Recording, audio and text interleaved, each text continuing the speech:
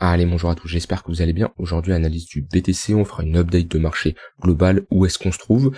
On verra la Bitcoin dominance, l'order flow, on parlera d'Ether, on fera une revue assez globale du marché. Pour le BTC, on n'a pas bougé, on est toujours en train de consolider au niveau de notre résistance. Donc pour le moment, on est dans un range, on est bloqué. Voilà, les extrémités sont assez simples à tracer. Et comme je le dis assez souvent, dans ces zones-là, ceux qui trade les tendances, ils se mettent en pause, d'accord. Ils attendent qu'on ait une réelle cassure, ou alors ils zooment sur l'unité de temps, parce que là je suis en 4 heures, mais ici on a une tendance baissière en 1 heure, d'accord. Donc ça peut accompagner cette tendance, et on peut bien sûr trader cette tendance, mais sur ce range-là, on va être sur un range 4 heures, 6 heures, voire même 12 heures.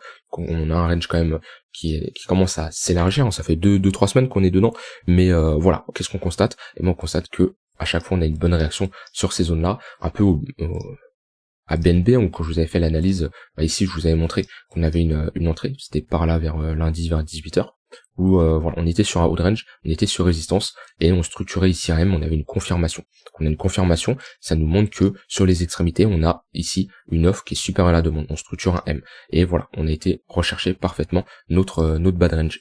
Et sur le BTC, c'est la même chose. On voit sur l'extrémité haute, c'est une zone où on a plus de shorters, de pression vendeuse. On le voit, à chaque fois on structure un M. Tac, tac et tac. Et à l'inverse, quand on arrive sur des zones basses, on structure des W. W, ici, on en a refait un autre. C'est normal. Ici, on est censé avoir plus d'acheteurs qui défendent cette zone de prix, et les vendeurs ne sont pas intéressés, selon eux, de shorter ici. Et ici, c'est l'inverse, les acheteurs s'épuisent, ils n'arrivent pas à pousser le prix plus haut. Alors bien sûr, à un moment, il y aura une résolution, que ça soit à la hausse ou à la baisse. On peut pas anticiper de quel côté ça sera. Okay, il y a toujours des probabilités, c'est-à-dire que si notre range est précédé par une tendance, il y a plus de chances qu'on ait une poursuite. C'est-à-dire que là, on a une tendance haussière, on range, on a plus de chances d'avoir une poursuite haussière. Ça, c'est quelque chose à prendre en compte, mais on n'est jamais sûr à 100%. Donc pour le moment, on est sur bad range, et dans tous les cas, je ne chercherai pas à short. S'il y a des opportunités de long qui se présentent, ça peut être une bonne zone avec un stop loss sous le bad range, classique, à partir de quand notre zone est invalidée, si on a une clôture au niveau de notre bad range, et prise de profit sur l'extrémité haute avec une prise de profit partielle au niveau de notre milieu de range. Donc voilà, ça en tout cas à l'heure actuelle sur du 1h 4 heures, je chercherai plutôt à long le marché pour aller chercher notre haut de range. On commence à être au milieu de range, donc si on a un retracement, pourquoi pas chercher pour avoir une entrée un peu plus précise, un peu plus professionnelle. Maintenant sur du court terme, moi j'ai une bonne zone ici qui m'intéresse, j'ai une bonne confluence. On voit qu'on commence à réagir. Alors on est actuellement dans une tendance haussière, donc j'attendrai un essoufflement de cette tendance, mais ici j'ai une bonne confluence avec notre tunnel 1 heure, notre tunnel 15 minutes, point pivot daily, point pivot weekly. Donc là j'ai une très bonne confluence, c'est pas tout le temps que j'ai des aussi bonnes confluences. Ici j'en avais une, on voit qu'on a consolidé sur ce niveau-là, mais sinon c'est vrai que c'est assez rare que j'ai autant de confluence. C'est une zone qui est censée faire office de résistance. On est également sur une précédente zone où on a eu un développement de prix. Donc tous les acheteurs qui sont rentrés en position ici, ils sont sortis ici, c'est pour ça que ça fait office de résistance. Et les retardataires peuvent éventuellement ressortir ici. Donc c'est pour ça, quand ici on a énormément d'acheteurs, pourquoi quand on a une cassure et qu'on a un pullback, ça fait office de résistance? Parce que tous ces acheteurs-là, c'est des futurs vendeurs, ils ont la tête sous l'eau, et ils décident tout simplement de clôturer leur position à break-even, et c'est pour ça qu'on a ici une résistance qui se crée. Donc voilà, on a une bonne zone. Maintenant, on est en tendance haussière, avec des creux et des sommets de plus en plus hauts. On a validé un W en 1 heure. J'attendrai au moins en 15 minutes avoir ici une distribution, quelque chose qui me montre une pattern, qui montre, ok, cette zone-là est défendue par les vendeurs. Donc pour le moment, c'est un peu just pour me positionner, parce que voilà, pour moi ici, pour le moment, la tendance est haussière. Donc j'aimerais bien ici une structure en M qui me montre que on a trouvé une zone de top de marché. Alors c'est pas ici un trade, on est sur du court terme, j'ai pas comme target de casser le bad range, mais voilà, ça pourrait être ce style d'entrée ici. Et voilà, target 2 pour 1, target le bad range ici. Voilà, on est globalement dans un range. Maintenant, voilà, j'attendrai une confirmation comme quoi on a une pattern bearish, parce que là, pour le moment, on fait une sorte d'épaule tête épaule, d'accord. Donc sur du 1 heure, pour moi la dynamique est haussière. Maintenant, on a un cross des moyennes mobiles. Ça fait un moment que le 15 minutes n'avait pas cross le 1 heure. Ouais, la dernière fois c'était ici. En général, quand on a un cross, déjà ça impacte le court terme, et ici c'est pour ça que cette zone est censée être défendue. Maintenant, je préfère patienter et avoir plus de conditions de mon côté parce que comme je dis, on peut localiser notre zone, on peut avoir une bonne zone d'intervention. Donc c'est une zone où on se dit ok, là je vais chercher potentiellement à rentrer en position, mais on attend des confirmations supplémentaires parce que comme je dis ici, la tendance haussière, au moins on a un momentum qui est assez boule, ok, on n'a pas spécialement une perte du momentum, donc voilà. Et à quel moment j'invalide mon trade? Si on commence à s'affranchir du tunnel 1 heure, si on commence à clôturer au-dessus de ce sommet-là, bon, j'invaliderai et je ne chercherai plus à rentrer en position. Mais pour le moment, je patiente. D'un point de vue order flow, c'est aussi intéressant ce qu'on a. On a un funding qui est négatif. Pareil, ça fait un moment qu'on n'avait pas eu un funding négatif. La dernière fois c'était ici. Voilà. En général, les fundings négatifs arrivent sur des zones de bottom, okay, comme on a eu ici, zone de bottom. Donc c'est intéressant. Actuellement, on a les shorts qui payent des frais au long. C'est pour ça qu'on a un funding négatif, donc on peut dire que dans cette zone il y a pas mal de gens qui cherchent à short. Maintenant j'ai pas un open interest qui s'enflamme, on a liquidé quand même pas mal de monde, on a sorti pas mal de monde. Par contre dans tout ce range là, moi ce que je constate c'est il y a beaucoup de de shorters agressifs. On le voit sur le CVD, on fait des creux de plus en plus bas. Donc là énormément de shorters agressifs, on fait pas spécialement de creux plus bas sur le prix vu qu'on est dans un range. Ça nous montre que tous ces shorters ici ils sont absorbés tout simplement parce qu'ici on voit qu'on a une divergence, ok, enfin on a une divergence, on a une absorption. Tous les shorters agressifs ici, ils sont absorbés par des acheteurs avec des ordres limites. Donc voilà, honnêtement l'order flow est plus bullish selon moi. Maintenant on a quand même un désintérêt. Ça serait bien que si on a une tendance haussière en 1 heure, à soit accompagné sur l'open interest avec de l'ouverture de position. Ça nous indiquerait tout simplement que les longues soutiennent ce mouvement. Pour le moment, le mouvement n'est pas énormément soutenu, donc pareil, je me méfierais. J'aime pas avoir un open interest. Alors l'open interest, ça dépend. On peut l'utiliser dans plusieurs contextes. Quand on est dans un range, on veut pas non plus un open interest qui flambe trop. Donc là, ça va.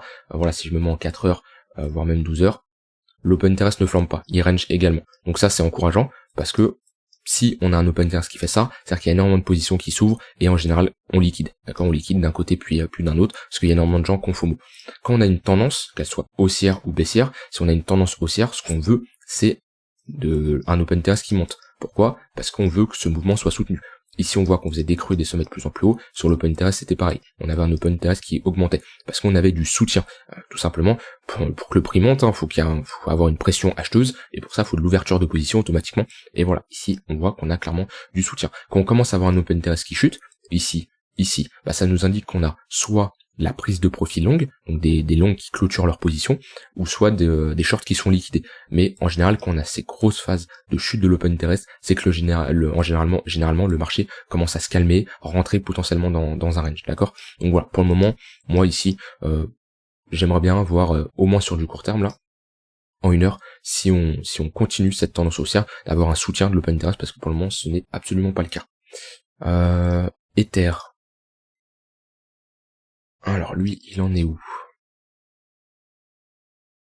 Moi, ce qui est intéressant, ce que j'aime bien chez Ether, c'est qu'il a cassé cette zone-là. On a une clôture au-dessus de ce sommet-là.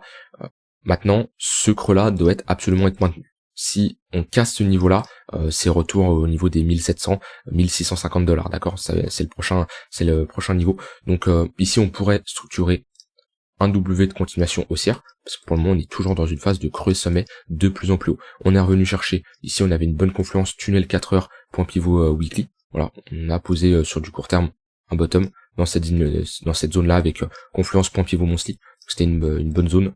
On n'avait pas spécialement d'affaiblissement au niveau du momentum, on voit ici on fait un creux plus bas, donc on a quand même toujours un flux qui est assez baissier, et pour le moment en 4 heures, on est dans une dynamique baissière. Les sommets et les creux sont de plus en plus bas. Si Ether revient chercher cette zone ici, ça peut être une zone également intéressante à short. On a une bonne confluence ici sur une zone de résistance, déjà c'est pour ça qu'on commence à buter ici, et si on a un petit excès, on pousse ici, là on diverge déjà sur Ether, on le voit, sur les MACD on fait un sommet plus bas, ok, donc on a un affaiblissement des acheteurs. Arriver ici, faire une petite structure en M, d'accord, voilà, le genre de pattern qu'on fait ici, pas spécialement des aussi gros M, hein, mais voilà, ici c'est un petit M, voilà, ça me suffit pour chercher à short le marché. Donc voilà, ici c'est ma zone d'intervention. Sur BTC on est un peu en avance, enfin on est un peu en avance parce qu'on est déjà dedans. Si Ether y va, ça sera également une bonne zone pour chercher à short le marché sur du court terme. Maintenant voilà, en 4 heures on est baissier, en daily on est globalement dans un range. Et voilà, on attend, pour ceux qui veulent faire de la continuation de tendance, on attend une résolution à la hausse ou à la baisse. Maintenant, pour moi, Ether, là, il n'y a pas de zone d'invalidation, comme dit. Je suis bullish sur Ether depuis qu'on a cette tendance haussière, qu'on a clôturé au-dessus de ce niveau-là. À quel moment je me dirais, ok, Ether repasse au moins, je dirais pas à short le marché, à short Ether, mais au moins dans une zone où je ne fais rien, c'est si on a une clôture sous ce niveau-là. Si vraiment on a une clôture sous les $1820, ça c'est un creux majeur qui doit absolument être défendu. Et on inverserait notre dynamique haussière et on passera dans une dynamique baissière en daily. Donc voilà pour Ether. La Bitcoin dominance, c'est intéressant. On a une autre correction, on a notre rebond. Maintenant, ce qui serait bien, c'est ne pas faire ici un nouveau sommet, de se faire rejeter, idéalement dans notre zone de rechargement de short.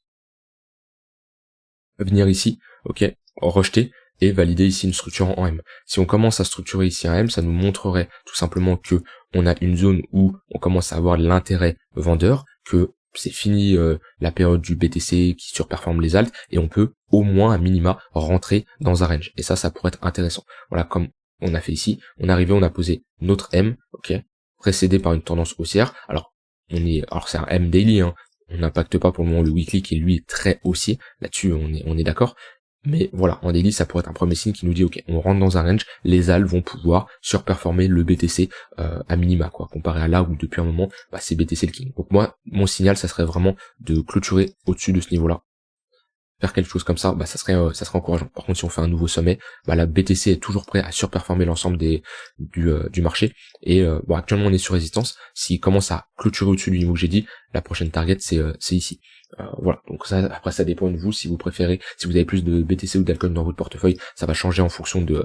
Enfin, moi personnellement, j'ai plus d'alcool dans mon portefeuille parce que j'ai été, etc. Donc de mon côté, je préfère une cassure à la baisse pour que les altcoins en profitent. Maintenant, quelqu'un qui a 70-80% de BTC dans son portefeuille, il préfère clairement une cassure à la hausse. Mais ça peut être une charte intéressante pour faire de l'arbitrage entre BTC et les altcoins.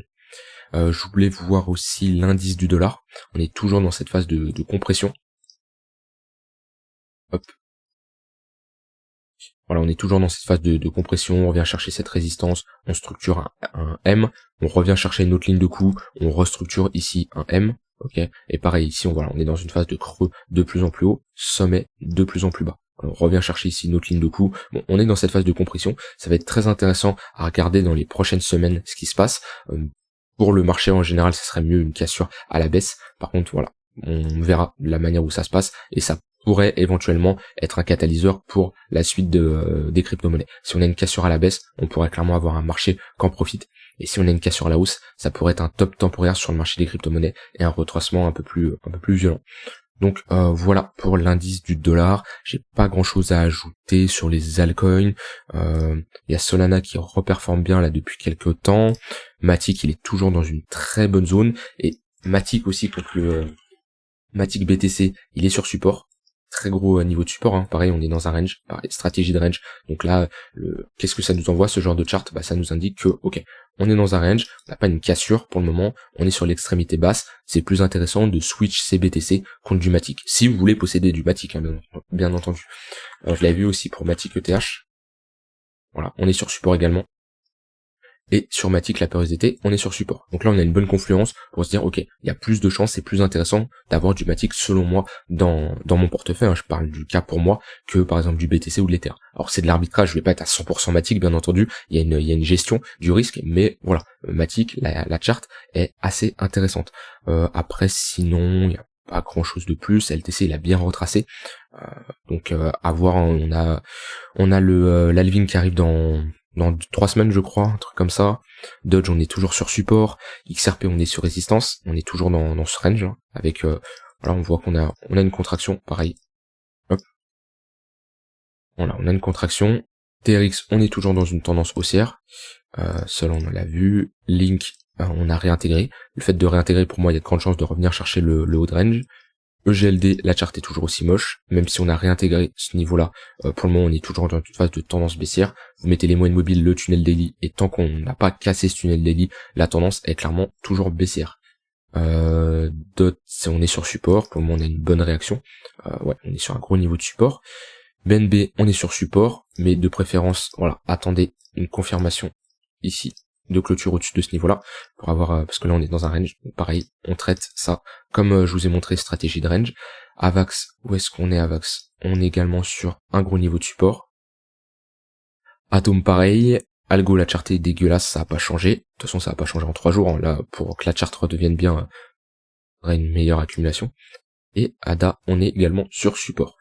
Voilà, bon, le marché dans sa globalité, pas trop de volatilité pour le moment, donc pas obligé de rester devant les charts toute la journée, profitez pour faire autre chose, lisez des livres sur le trading, sur la psychologie, formez-vous, même si vous aimez l'écosystème crypto, lisez des white papers, renseignez-vous sur des écosystèmes, sur des blockchains que vous connaissez pas, ou même perfectionnez-vous sur des blockchains que vous connaissez, on a toujours des choses à apprendre, voilà, mais des écosystèmes intéressants, vous pouvez vous intéresser. Atom, c'est un gros écosystème qui est intéressant, Ether pareil, Polkadot pareil, c'est un gros écosystème qui est intéressant. Voilà, ce genre d'écosystème, ça peut vous prendre énormément de temps de comprendre vraiment le projet de A à Z. Voilà, ça demande énormément de temps, et surtout, ça vous entraîne à comprendre le vocabulaire, à comprendre la manière de l'écosystème de fonctionner dans, la blockchain, comment elle fonctionne dans l'écosystème, etc., etc. Et plus tard, si vous analysez d'autres projets, vous aurez de l'expérience auparavant qui vous permettra de mieux comprendre certains projets. Donc profitez-en. Comme je dis, vous n'êtes pas obligé de passer tout le temps sur votre chart. Si vous êtes vraiment quelqu'un qui fait du swing sur de la tendance ou autre, vous pouvez mettre des alertes, une alerte sur le haut de range, une alerte ici sur le bas de range, et voilà, dès que vous avez une clôture au-dessus de ce niveau-là, et là vous pouvez vous intéresser au marché en fonction de ce qu'il vous donne. Voilà, j'ai dit tout ce que j'avais envie de dire, je vous souhaite une très bonne fin de journée, et je vous souhaite un bon week-end, bye bye.